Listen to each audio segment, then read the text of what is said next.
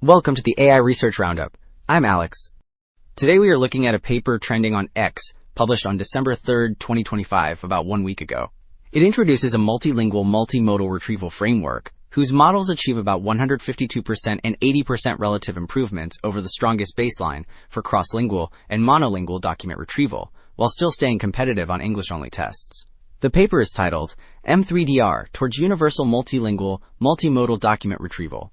And as we will see later, the results are really impressive for making document search work reliably across many different languages and scripts. Alright, Figure 1 lays out how Netra-Embed actually works in practice. The top panel shows an offline indexing pipeline that converts a multilingual document corpus into dense vectors stored in a vector database, so every document lives in a shared semantic space. The lower left panel illustrates online retrieval, where queries in different languages are encoded into the same kind of embeddings. The lower right panel then depicts similarity search returning top-ranked documents which may be written in completely different scripts, yet still match the query intent. Well, Figure 2 zooms out from Netra-Embed and presents the full end-to-end M3DR pipeline. The left stage covers synthetic data generation, where English source documents pass through layout detection, neural translation into 22 languages, and visual rendering to create 1 million parallel pages. The middle stage shows the vision language model turning any document image into dense vectors, trained with Matryoshka representation learning, so embeddings remain useful even when truncated. The right stage then illustrates retrieval, where a query in any language is mapped into the same vector space and matched against a multilingual document corpus spanning many scripts. Alright. Table 2 spells out how Matryoshka embeddings trade storage for accuracy. The full 2,560-dimensional vector reaches an NDCG at 5 of about 0.72, which is treated as 100% relative performance. Dropping to 1,536 dimensions cuts storage by roughly 40%, yet keeps about 99% of the accuracy.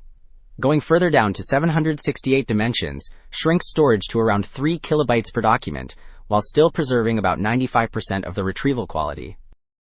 Well, Table 1 steps back and compares Netra-Embed and kernel Netra-Embed against a range of strong baselines on both multilingual and English benchmarks. The table shows that Netra-Embed reaches about 0.72 NDCG at 5 for cross-lingual tasks and about 0.74 for monolingual retrieval, far above all prior models. Kernel Netra-Embed also performs strongly, but stays slightly behind the single vector model. The rightmost block reports V-Do-Re V2 scores, where Netra-Embed stays competitive in English while still being primarily optimized for multilingual search.